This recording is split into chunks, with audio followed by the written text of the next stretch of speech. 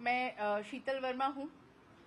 मैं वर्तमान में डायरेक्टर जनगणना कार्य के रूप में प्रदेश का जनगणना का कार्यभार देख रही हूं गृह मंत्रालय की ओर से।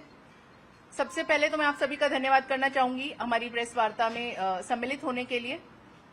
हम आपको एक सूक्ष्म परिचय देना चाहते हैं जनगणना 2027 का, जिसको हम जनगणना 2027 कहते हैं। वो प्रक्रिया जनगणना जून 2025 से प्रक्रियाधीन है। आप लोगों ने जनपदों में भी देखा होगा, बहुत सारी कार्यवाही हो रही है। समय समय पर हम लोगों ने आप लोगों को भी अवगत कराया है छोटी मोटी न्यूज के बारे में।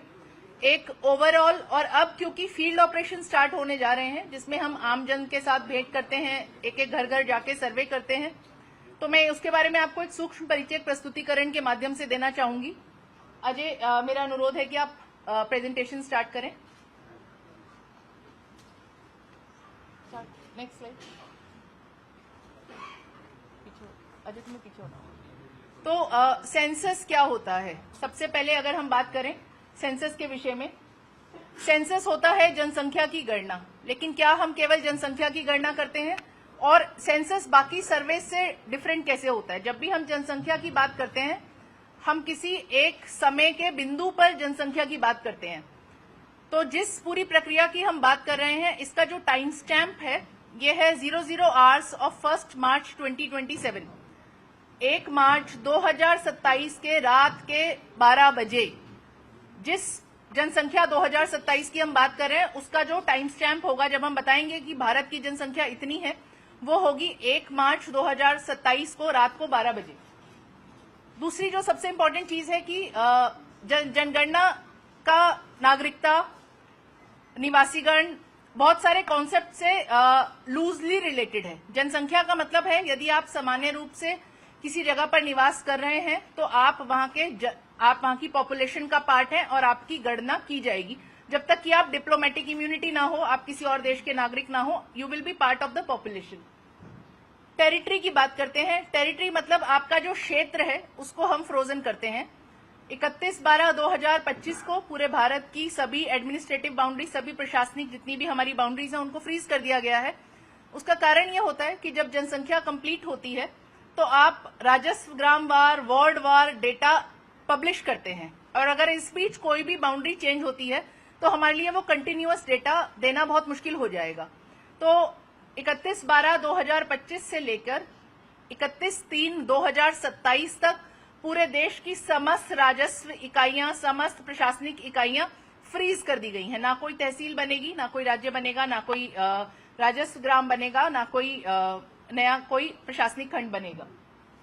फिर हम बात करते हैं जनगणना बाकी सभी सर्वे से डिफरेंट कैसे। आप लोग कहेंगे कि बहुत सारे सर्वे होते रहते हैं, फिर हम जनगणना क्यों करते हैं? जनगणना ही एकमात्र ऐसा ऑपरेशन है जो यूनिवर्सल है।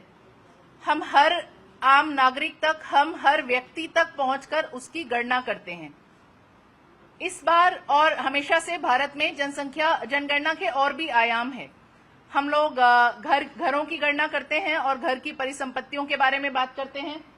जब हम फेज 2 में जाएंगे, जो फरवरी में होगा, जिसके बारे में हम अभी आपको बताएंगे, तो हम बहुत सारे इंडिविजुअल कैरेक्टरिस्टिक्स, जो व्यक्तिगत आपकी विशेषताएं हैं, for example fertility data, literacy data, आप क्या कार्य कर रहे हैं, उसके बारे में भी बात करते हैं। इस बार फेज 2 में, क्योंकि फेज 2 होता है जिसमें हम इंडिविजुअल लेवल पे डेटा कलेक्ट करते हैं, इस बार कास्ट एन्यूमरेशन भी किया जाएगा, जातिगत जनगणना भी की जाएगी। जनसंख्या एक यूनियन सब्जेक्ट है हमारे संविधान के अनुसार। तो जनगणना कराने का दायित्व केवल जनगणना कराने का दायित्व केवल यूनियन गवर्नमेंट का है। जो जनगणना जिसको हम कहते हैं, जिसको हम सेंसस कहते हैं, वो केवल गवर्नमेंट ऑफ इंडिया डिक्लेयर करती है, और इसके पूरे कार्य को जो हम इम्प्लीमेंट करते हैं वो हम स्टेट अथॉरिटीज के माध्यम से करते हैं। ये पूरा कार्य सेंसस एक्ट 1948 और सेंसस रूल्स 1990 के तहत किया जाता है। जितने भी अपॉइंटमेंट्स किए जाते हैं, जितना भी कार्य किया जाता है, वो इस एक्ट और रूल से गवर्नड है। जो जनसंख्या हम करने जा रहे हैं वो 8वीं होगी आजादी के बाद, और 16वीं हमारी 1872 से जो सीरीज चल रही है उसका पार्ट होगी। जैसा मैंने आपको बताया कि जनगणना ही एक ऐसा सूत्र है जिसके माध्यम से हमें राजस्व, ग्रामवार, वार्डवार डेटा मिलता है बहुत सारी चीजों पे, जिसपे हमने बात की कि हाउसिंग कंडीशन कैसी है, आपकी सोशल स्टेटस कैसा है, आपके इंडिविजुअल लिटरेसी लेवल्स कैसे हैं, फर्टिलिटी लेवल्स कैसे हैं, ऑक्यूपेशनल स्ट्रक्चर कैसा है, ये सब भी हम लोग बात करते हैं। Next slide please. मैं बताना चाहूंगी कि हम जनगणना कराते कैसे हैं, कौन कराता है जनगणना कैसे। तो सबसे पहले हम अपनी बाउंड्रीज को डिफाइन करते हैं कि किस जगह पर हम जनगणना कराने जा रहे हैं। तो हम अपनी बाउंड्रीज का हम स्टेट, रेवेन्यू विलेज, पूरे के पूरे भारत की सभी इकाइयों का पहले हम उनको फ्रीज करते हैं। उसके बाद पॉपुलेशन हम किसको मानेंगे, जो भी जहां सामान्यतः निवासरत हो, जो जहां पर रह रहा है उसको वहीं पर गणना की जाएगी। ये क्वेश्चन अक्सर आता है कि हमारा बेटा तो शहर में नौकरी करता है और वो शहर में ही रहता है अपने परिवार के साथ, तो उसकी जो गणना है वो शहर में की जाएगी। केवल माता पिता की गणना ऐसी स्थिति में गांव में होगी। क्वेश्चंस एंड मेथोडोलॉजी, मैं बताना चाहूंगी कि जो जनगणना के प्रश्न होते हैं इसके लिए एक टेक्निकल एडवाइजरी कमेटी भारत सरकार में शीर्ष स्तर पे बनाई जाती है। सभी क्वेश्चंस पर बहुत विचार करके इन क्वेश्चंस को डिजाइन किया जाता है और उससे बहुत सारे हमारे सोशल इंडिकेटर्स पे काम होता है, बहुत सारे इकोनॉमिक इंडिकेटर्स पे काम होता है। सबसे बड़ा चुनौती जो किसी भी राज्य के सामने होती है वो क्या होती है? सबसे बड़ी चुनौती होती है कि आपके संसाधन जो जनगणना को कराएंगे। सबसे पहले संसाधन हम कैसे आवंटित करेंगे। जनगणना में एक बेसिक कॉन्सेप्ट होता है चार्ज। जिस तरीके से हम राजस्व में बात करते हैं तहसील की, अलग अलग जगह अलग अलग इकाइयों की, जनगणना में हमारा जो बेसिक कॉन्सेप्ट होता है वो है चार्ज। हमारे रूरल क्षेत्रों में, ग्रामीण क्षेत्रों में चार्ज हमारी तहसील होती है और नगरीय क्षेत्रों में चार्ज हमारी जो भी नगरीय निकाय होता है वो होता है। बहुत बड़े बड़े नगर निगमों में क्योंकि बहुत बड़ा क्षेत्र होता है तो हम जोन को एक चार्ज मानते हैं। जो नगर निगम की जोन होती है वो एक चार्ज बनती है। जैसे लखनऊ नगर निगम में 8 जोन है तो 8 चार्ज हैं लखनऊ नगर निगम में। इसके अतिरिक्त लखनऊ में आने वाला प्रत्येक नगर निकाय एक चार्ज है, लखनऊ में आने वाली प्रत्येक तहसील एक चार्ज है। तो चार्ज का एक कॉन्सेप्ट होता है। पहले हम लोग देखते हैं हमारे यहाँ कितने चार्ज बन रहे हैं। तो हमारे यहाँ कुल करीब 1200 के करीब चार्जेस हमारे प्रदेश में होंगे प्रथम चरण में। उसके बाद जनगणना कराएगा कौन, तो हमें कार्मिकों की उपलब्धता देखनी होती है। और उत्तर प्रदेश में क्योंकि बहुत ही व्यापक स्तर पे हमें ये ऑपरेशंस हाउस टू हाउस करने होते हैं तो करीब 5.5 लाख कार्मिक हम लोग ड्रॉ करते हैं अलग अलग डिपार्टमेंट से, अलग अलग बॉडी से। और ये सिर्फ जनगणना एक्ट की इस प्रकार की संरचना है कि आवश्यकता पड़ने पर किसी भी व्यक्ति को जनगणना की ड्यूटी दी जा सकती है, किसी भी इस्टेब्लिशमेंट के ओनर को जनगणना की ड्यूटी दी जा सकती है। तो हम लोग किसी प्रकार से हम लोग कार्मिकों की उपलब्धता सुनिश्चित करते हैं क्योंकि 30 दिन का एक प्रक्रिया होती है। और फिर इन सभी कार्मिकों को ट्रेन करना कि किस प्रकार से प्रश्न पूछना है, कि किस प्रकार से आपको प्रत्येक घर से जाकर उस जवाब को प्राप्त करना है। ये जो इस प्रकार से स्केड्यूल बनते हैं वो हम लोग 2 फेज में जनगणना हमेशा से भारत में कराई जाती है। पहला फेज होगा जिसको हम कहते हैं मकान सूचीकरण और मकानों की गणना, जो वर्तमान में 2026 में होगा। और हर प्रदेश इसके लिए 30 दिन का एक समय निर्धारित करता है। हमारे प्रदेश द्वारा 22 मई से 20 जून तक का समय निर्धारित किया गया है प्रथम फेज के लिए। सेकेंड फेज मैं बताना चाहूंगी, प्रथम फेज हाउस होल्ड लेवल गणना करता है, मतलब कि गृह स्तर पर हम गृह में कितने लोग रह रहे हैं, उनकी क्या क्या इंडिविजुअल कैरेक्टरिस्टिक्स हैं, वो हम फेज 1 में नहीं कवर करते हैं। वो फेज 2 में आता है कि प्रत्येक व्यक्ति की individual characteristics, religion, caste, literacy, ये सभी क्वेश्चन जब हम इंडिविजुअल गणना करते हैं, जब हम व्यक्तिगत रूप से एक एक व्यक्ति की जनों की गणना करते हैं, वो फेज 2 होगा जो फरवरी 2027 में पूरे देश में एक साथ होगा। इसके बाद जब ये पूरी प्रक्रिया खत्म हो जाएगी तो हम अपना डेटा रिलीज करेंगे। जैसा मैंने बताया, डेटा की टाइम स्टैम्प होगी 00 आवर्स ऑफ 1 मार्च 2027। और फिर तमाम प्रकार के पब्लिकेशंस होते हैं जो कि जिस पर कि हमारे पूरे देश की प्लानिंग निर्भर करती है। Next slide please. ये हमारी जनगणना 2027 की समय सारणी है। हमने 31/12/2025 को अपनी बाउंड्रीज को फ्रीज किया है। प्रथम चरण जो होता है मकान सूचीकरण एवं मकानों की गणना, जिसको हम HLO फेज कहते हैं, house listing and housing census, उसमें 1 अप्रैल से 30 सितंबर के बीच अलग अलग राज्यों को कोई सा भी 30 दिन का पीरियड चयन करने का अपना दायित्व होता है कि वो कोई सा भी 30 दिन का समय ले सकते हैं। उत्तर प्रदेश राज्य में जनगणना संचालन समिति, जिसका नेतृत्व माननीय मुख्य सचिव महोदय करते हैं, उनके द्वारा और बहुत सारे विभागों के परामर्श के आधार पर उस समिति ने यह निर्णय लिया कि हम 22 मई से 20 जून तक अपनी मकान सूचीकरण की प्रक्रिया को पूर्ण करेंगे। इसी प्रक्रिया से 15 दिन पहले आम जनों के लिए स्वगणना की सुविधा उपलब्ध होगी, जिसपे अभी हम विस्तार से चर्चा करेंगे।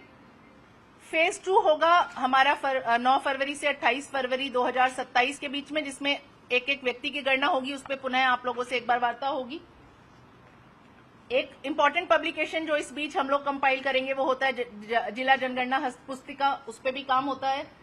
फिर से मैं बताना चाहूंगी कि 1 मार्च 2027 की रात को 12 बजे जो होगा वो हमारी जनगणना का टाइम स्टैम्प होगा, और इस दौरान कोई भी प्रशासनिक इकाई की सीमाओं में परिवर्तन नहीं किया जाता है। Next slide please. ये हमारी उत्तर प्रदेश की जनगणना की संरचना है। भारत सरकार के प्रतिनिधि के रूप में भारत सरकार के स्तर पे ये कार्य का पूर्ण नेतृत्व रजिस्ट्रार, महारजिस्ट्रार द्वारा किया जाता है, भारत के महारजिस्ट्रार द्वारा। उनके प्रतिनिधि के रूप में उत्तर प्रदेश स्तर पे ये कार्य मेरे द्वारा संचालित किया जाता है। स्टेट में एक नोडल डिपार्टमेंट बनाया जाता है, जो कि हमारे प्रदेश में सामान्य प्रशासन विभाग है। यहाँ पे हमने लिखा है जीएडी, जनरल एडमिनिस्ट्रेशन डिपार्टमेंट। प्रत्येक मंडल पे कमिश्नर, उसके बाद डीएम, एडीएम, एडीएम को हम लोग जिला जनगणना अधिकारी कहते हैं। जिला जो डीएम होते हैं वो अपने अपने जनपदों के प्रधान जनगणना अधिकारी होते हैं।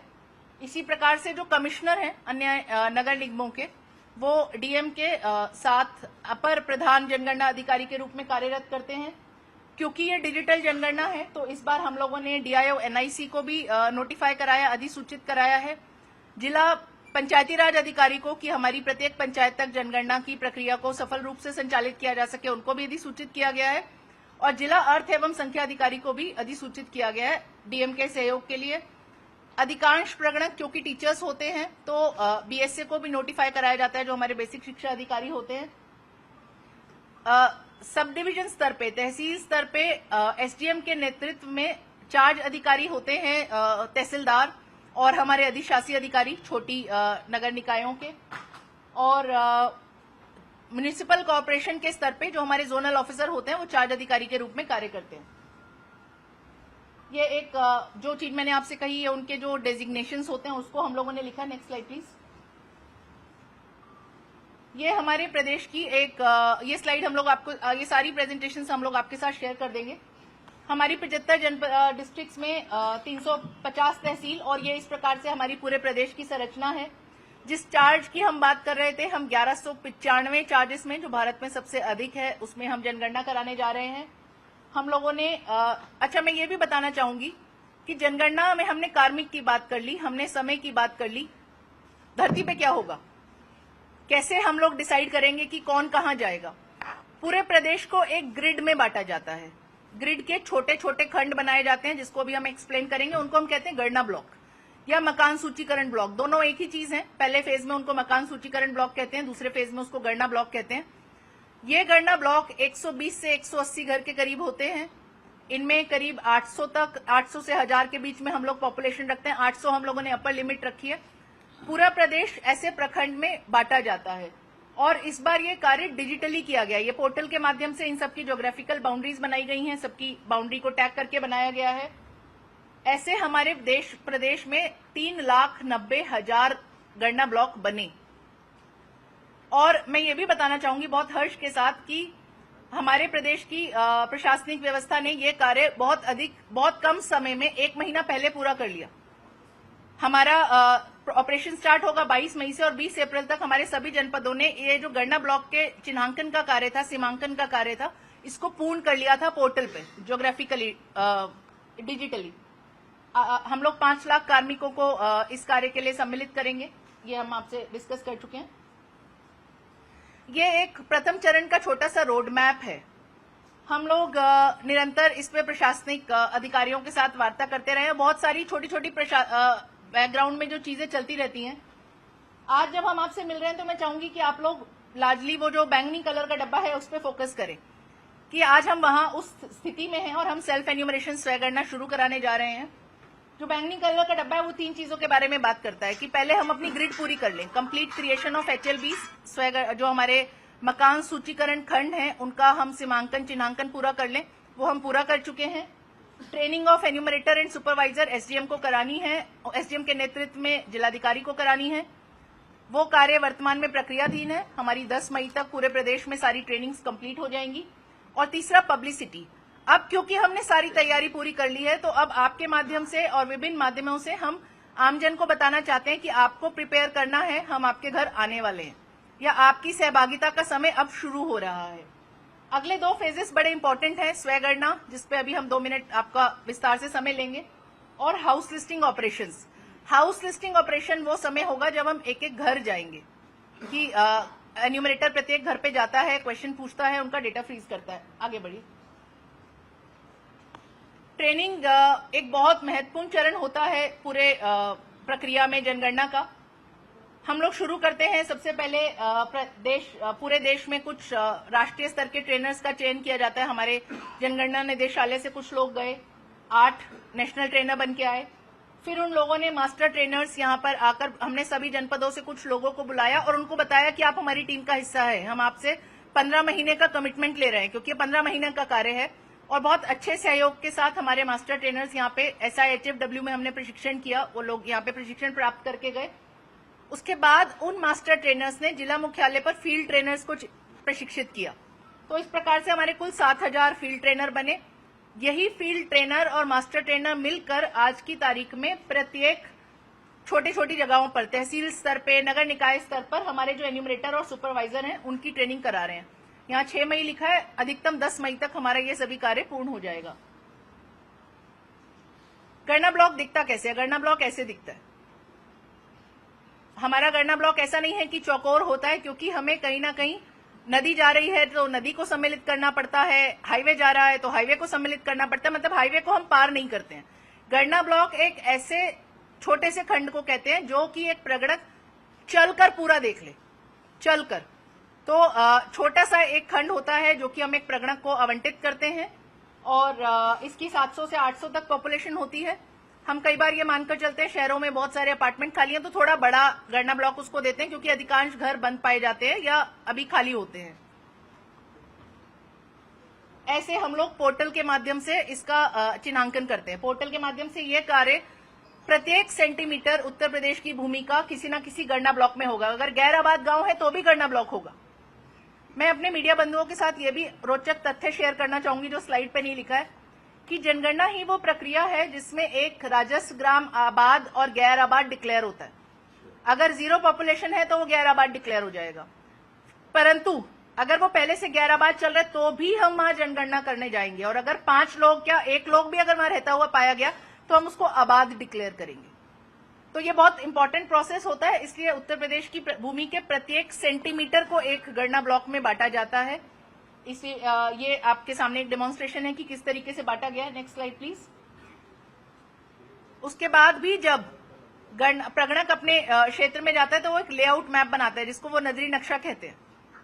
उसकी समझ के हिसाब से मैंने आपको ज्योग्राफिकल नक्शा दे दिया, लेकिन मैं अपनी समझ के हिसाब से कि आगे जाकर राइट टर्न पे 4 घर हैं, फिर वहां से लेफ्ट टर्न पे 4 घर है, मैं अपनी समझ के हिसाब से फिर भी एक नजरी नक्शा बनाऊंगी। मैं आपको ज्योग्राफिकल मैप भी दूंगी, मैं आपके जो ऐप है उसमें आपका पूरा क्षेत्र चयनित होकर भी आएगा, फिर भी आपको एक लेआउट मैप बनाने की सुविधा है। चार्ज किसको कहते हैं, इस पे हमने विस्तार से बात की है। हमारे यहाँ 1200 चार्ज हैं। कुल मिलाकर ये समझ लीजिए कि ग्रामीण सभी तहसीलें 350, समस्त हमारे छोटे बड़े नगर निकाय और जो हमारे नगर निगम है उसकी जोन्स, ये कुल मिला के फर्स्ट फेज में जब हम जा रहे हैं तो हम 1200 चार्जेस की बात कर रहे हैं। मैं एक छोटी सी चीज यहाँ बताना चाहूंगी, क्योंकि हो सकता है आपके मन में ये प्रश्न आए कि जब हम फर्स्ट फेज में जाते हो तो हम हाउस लिस्टिंग ऑपरेशन करते हैं, घरों की गणना करते हैं, जिसका मतलब ये है कि हम किसी भी हमारे बहुत सारे ऐसे क्षेत्र होते हैं जहाँ पे सिविलियन एन्यूमरेटर को, आम नागरिक को जाना मना होता है, हमारे देश की सुरक्षा के कारणों से या बहुत सारे कारणों से, जेल हो गई फॉर एग्जाम्पल, कि बाहर का एन्यूमरेटर नहीं जाता है। तो फर्स्ट फेज में हम उसको स्पेशल चार्ज मानकर, हमें वहां की फैसिलिटीज पहले से पता है, हम उसकी गणना नहीं करते। सेकेंड फेज में उसकी भी गणना होगी, उसके भी अंदर हम जाएंगे, उन्हीं के एक आदमी को ट्रेन करके उससे डेटा प्राप्त करेंगे और इंडिविजुअल डेटा हम कलेक्ट करेंगे। फर्स्ट फेज में हम किसी भी डिफेंस एस्टेब्लिशमेंट, इन सभी क्षेत्रों को हम स्पेशल चार्ज कहते हैं। फर्स्ट फेज में हम स्पेशल चार्जेस को नहीं टच करते। ये हमारे देश की सुरक्षा से जुड़ा हुआ प्रश्न है, आपको सिर्फ जानना चाहिए। स्लम, स्लम एक ऐसा कॉन्सेप्ट है, कहां से आता है? स्लम का जो कॉन्सेप्ट है, slum is also a largely अ जनगणना कॉन्सेप्ट। हमें पता है स्लम क्या होती है, उसकी एक डेफिनेशन भी है 1956 के एक्ट में। बट जनगणना के पर्पज से अगर आपको दिख रहा है कि कहीं 50-60 घर बने हुए हैं जिनमें की भौतिक सुविधाएं नहीं हैं और वो कच्चे स्ट्रक्चर्स में रह रहे हैं, तो हम उसको एक अलग गणना ब्लॉक बनाते हैं। और स्लम की जो ईबी होती है, उसको स्लम का जो गणना ब्लॉक होता है वो हमेशा अलग बनाया जाता है। ऐसा नहीं है कि बिल्डिंग के साथ में स्लम है तो बिल्डिंग और स्लम को एक गणना ब्लॉक बना दिया। अच्छा, और एक ये भी बताना चाहूंगी कि स्लम केवल नगरीय क्षेत्रों में बनाए जाते हैं, क्योंकि ग्रामीण क्षेत्रों में इतनी व्यापक स्तर पे लोग ऐसे रह रहे हो ऐसा नहीं पाया जाता है। तो अर्बन एरियाज में स्लम का जो कॉन्सेप्ट आता है, जो स्लम की फिगर्स आती हैं, वो भी जनगणना के माध्यम से आती हैं। आगे बढ़िए। एन्यूमरेटर और सुपरवाइजर मोटा मोटा आपको समझ में आ गया होगा, वो व्यक्ति जो जनगणना करने जाएगा। एन्यूमरेटर को हम लोग प्रगणक कहते हैं और जो सुपरवाइजर होता है उसको पर्यवेक्षक कहते हैं। 6 एन्यूमरेटर पे 1 पर्यवेक्षक होता है और पर्यवेक्षक की ये दायित्व होता है कि वो अपने क्षेत्र में गुणवत्ता और यदि कोई कठिनाई उत्पन्न होती है तो उसको मीट करे। Next slide please.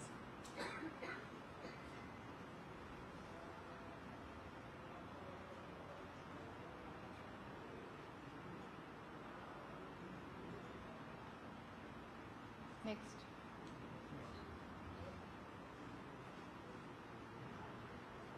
वहां से वो हो गया।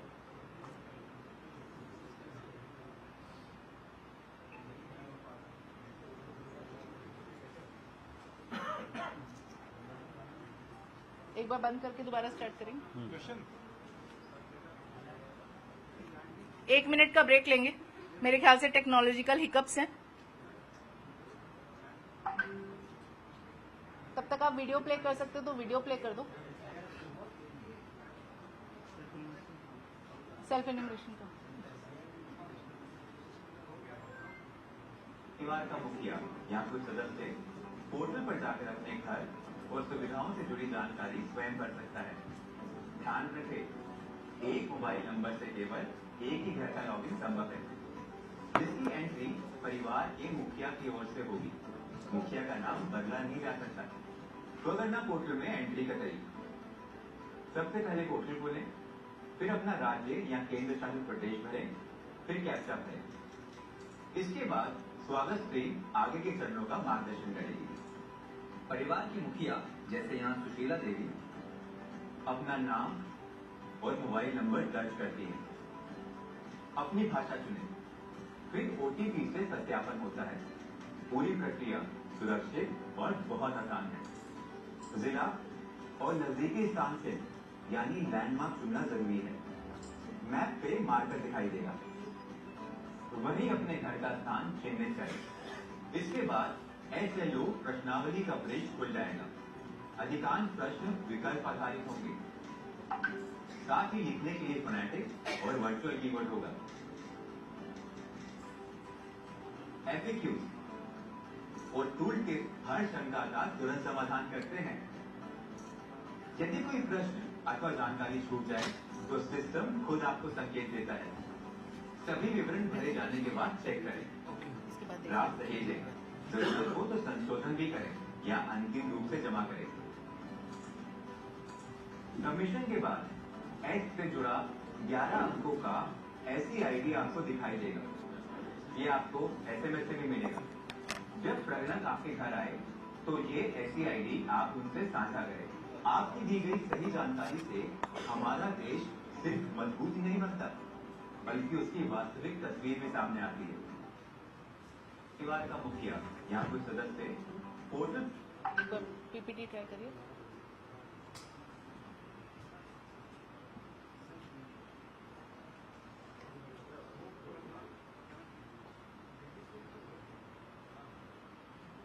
तो एक बार पुनः यहाँ पर आते हुए आप लोगों ने स्वयंगणना का प्रोसेस समझा। हमारी स्लाइड बीच में कोऑपरेट करना बंद हो गई थी। कुछ बेसिक कॉन्सेप्ट हैं, जैसे ये सिर्फ मैं आप लोगों की जानकारी के लिए बता रही हूँ। 4 मुख्य बेसिक कॉन्सेप्ट हैं, स्लाइड के बिना ही बता देते हैं। प्रीमाइसिस बिल्डिंग, जनगणना मकान, जनगणना परिवार। प्रीमाइसिस मतलब प्रांगण, एक प्रांगण हो सकता है, जैसे ये प्रांगण है, इसमें 4 अलग अलग भवन है। बिल्डिंग मतलब भवन। एक भवन में बहुत सारे जनगणना मकान हो सकते हैं कि हर फ्लोर पे एक अलग घर है। मकान का मोटा मोटा एस्टिमेशन होता है, अलग अगर उसकी अलग एंट्रेंस है तो वो एक अलग मकान समझा जाएगा। ऐसा भी हो सकता है, आप अपार्टमेंट्स में देखेंगे आगे एक परिवार रह रहा है और पीछे सर्वेंट क्वार्टर्स में अलग एंट्रेंस के माध्यम से एक और परिवार रह रहा है। परिवार का आशय कॉमन किचन से है। अगर आप एक किचन से खाना खाते हैं तो आप एक परिवार हैं, जनगणना परिवार। बहुत जगह हम लोग देखते हैं कि एक ही घर में 2 भाइयों की फैमिलीज अलग अलग खाना बना रही हैं, तो एक जनगणना मकान 2 जनगणना परिवार। ये हमारे बेसिक कॉन्सेप्ट होते हैं। हम परिवार के स्तर पे जाके गणना करते हैं।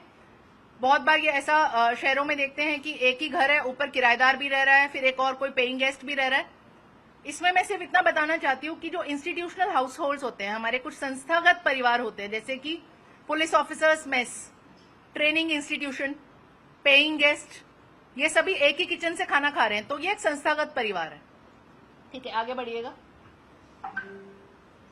स्वयंगणना का प्रोसेस आपने देखा अभी। बस मोटा मोटा एक हम पोर्टल पे जाते हैं, अपनी लैंग्वेज को चयनित करते हैं, अपने मोबाइल नंबर के माध्यम से अपनी लोकेशन लेके आप ये सारे क्वेश्चंस पोर्टल पे फिल कर सकते हैं। आपको एक आईडी मिलेगी। आईडी का क्या करना है?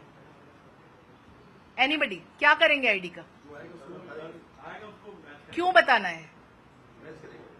इसलिए कि मैंने आपसे फर्स्ट बार बोला कि हम जो भी जनगणना का आंकड़ा शेयर करते हैं वो ज्योग्राफिकल टेरिटरी वाइज होता है।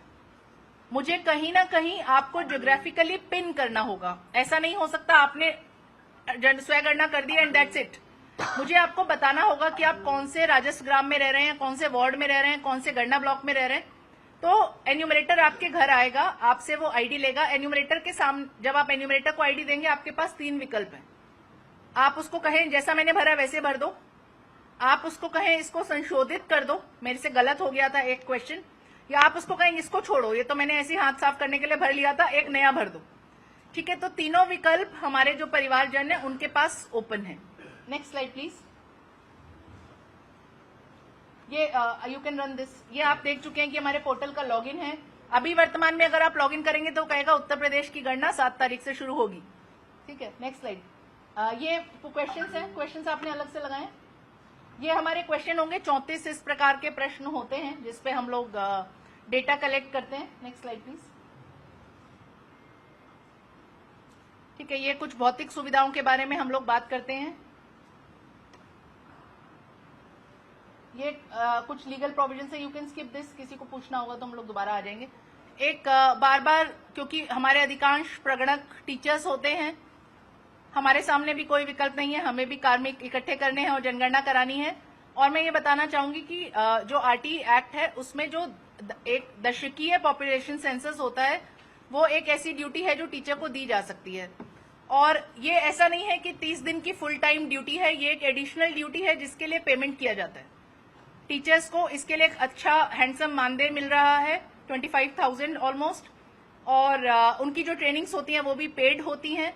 इसके अतिरिक्त आप ये समझिए 180 घर 30 दिन, एक दिन में कितने घर कवर करने हैं? 5 या 6। तो 1 घंटे का एडिशनल काम है। आप सबके माध्यम से मैं ये भी बताना चाहूंगी, हमें पता है पूरे देश में इस वक्त हीट वेव कंडीशंस हैं। ये सिर्फ उत्तर प्रदेश में नहीं, पूरे देश में।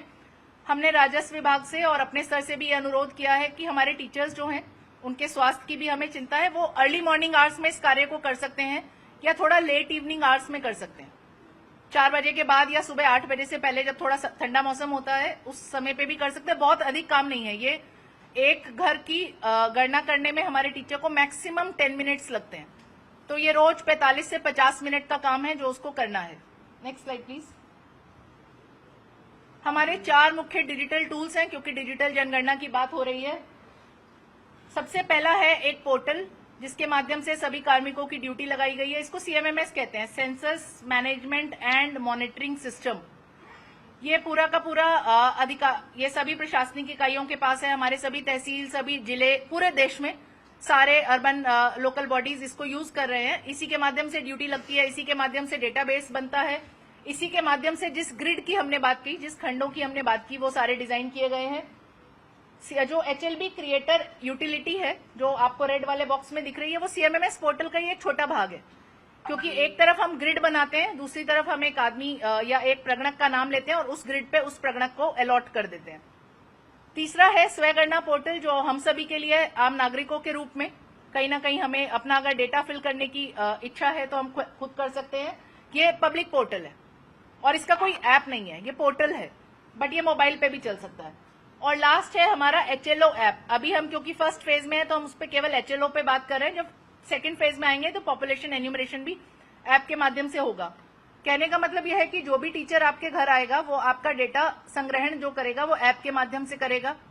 ये एक ऑफलाइन ऐप है, वो अपना डेटा स्टोर कर सकता है, जब भी उसको नेटवर्क मिले वो इसको सिंक कर सकता है। अगर 20 घर कर लिए तो 20 घर का डेटा उड़ेगा नहीं, उसके फोन में स्टोर रहेगा। जैसे ही उसको सिग्नल मिलेगा वो इसको हमारे सर्वर के साथ सिंक कर सकता है। और इसका ये मतलब नहीं है कि उसके पास कागज नहीं है, उसका जो ट्रेनिंग मैनुअल है उसमें उसको प्रिंटेड फॉर्मेट भी दिया गया है। अगर किसी टीचर को सुविधा चाहिए तो उसका जो ट्रेनिंग मैनुअल है उसमें हम लोगों ने पूरी की पूरी प्रश्नावली के प्रिंटेड फॉर्मेट भी दिए हैं।